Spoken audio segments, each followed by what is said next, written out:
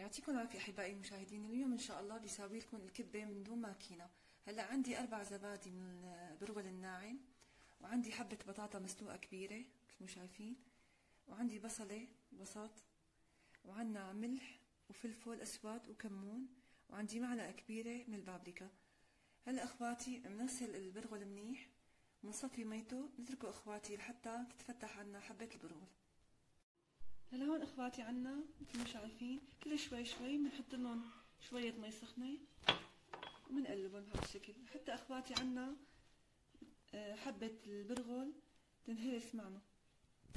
بدهم شوي اخواتي، كمان بنتركهم شوي ان شاء الله، بنضيف لهم باقي المواد. هلا هون عنا اخواتي حبة البرغل مثل ما شايفين تنهرس معنا، هيك لازم تكون اخواتي. هلا انا كل شوي شوي كنت ضيف لهم مي سخنة، يعني رشة مي سخنة وقلبهم. هلا تقريبا اخذوا معنا اخواتي تقريبا نص ساعة. هلا بنضيف البصل مبروش، وبنضيف البهارات الفلفل والكمون والملح، ونضيف البابريكا، ونضيف البطاطا المهروسة.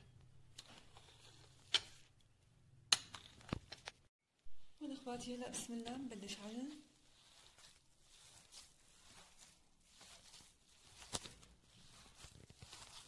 نعجن اخواتي منيح ونرجعكم ان شاء الله. هون اخواتي ما شاء الله عدنا عجناها منيح، اخذت معنا تقريبا ربع ساعة عجن. هلا اخواتي بسم الله بنبلش نشكلها. هلا هون اخواتي عندي للحشوة عنا بصل ناعم مفروم 3 حبات من البصل، وعندي طبعا انا حساوي حشوة دجاج وحشوة لحمة. عندي نص كيلو تقريبا من صدورة الدجاج مفرومة ناعمة، وعندي لحمة ناعمة، وعندنا دهنة. هون اخواتي بلشنا ندور الدهنة، حطينا زيت نباتي طبعا، بلشنا ندور الدهنة عشان نسوي حشوة الدجاج. هون اخواتي بعد ما ذابت عنا الدهنة بسم الله نحط الدجاج. طبعا نحط اخواتي قطعتين. بسم الله.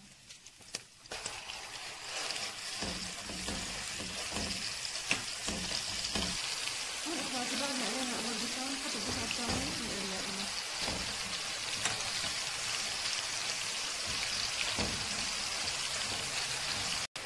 هون اخواتي بعد ما قليناها بهذا الشكل بنحط فلفل اسود، ونحط زنجبيل نص معلقة صغيرة، ونحط الملح.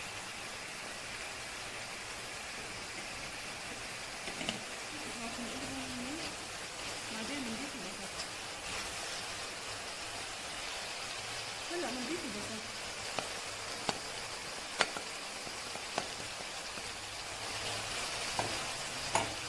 نضيف اخواتي البصل نخليه لحتى يدبل تماما، بعدين نطفي عليها. هون اخواتي بعد ما خلصت عنا نطفي عليها، نحط لها طبعا حسب رغبتكم رشة من دبس الرمان.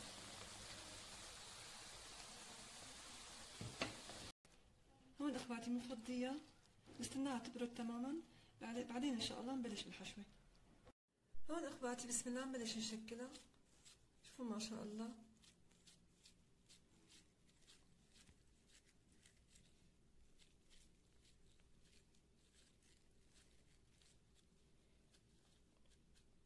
اخواتي بنحشيها.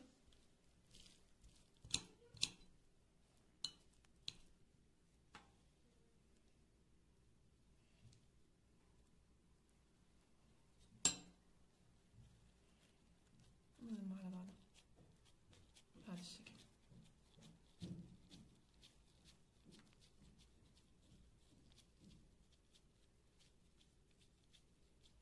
هيك اخواتي ان شاء الله نخلص كمية كلها بنرجع لكم ان شاء الله. وهون اخواتي بعد ما شكلناه شوفوا ما شاء الله. هلا اخواتي ننتقل لمرحلة القلي. هون اخواتي بنختبر الزيت، بنحط شقفة صغيرة من الكبة. طبعا الزيت اخواتي لازم يكون حامي. بسم الله نستنى عليه شوي اخواتي ونحط الكبة. هون اخواتي بسم الله نبلش قلي الكبة.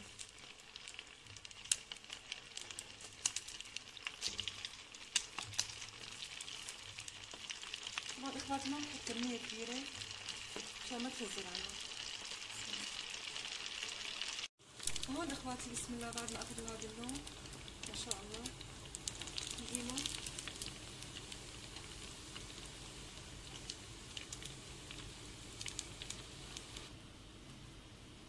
اخواتي بنحط الدفعة الثانية. هون اخواتي شوفوا ما شاء الله النتيجة النهائية. ان شاء الله يا رب اخواتي الوصفة تكون عجبتكم. الف صحة وهنا. لا تنسوني بالاشتراكات بالقناة.